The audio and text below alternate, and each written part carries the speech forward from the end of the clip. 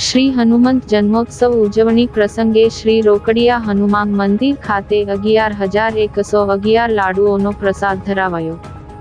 ભરૂચ કસક સ્થિત શ્રી રોકડિયા હનુમાન મંદિર ખાતે શ્રી હનુમાન જન્મોત્સવ પ્રસંગે 11,111 લાડુઓનો પ્રસાદ ધરાવવામાં આવ્યો હતો।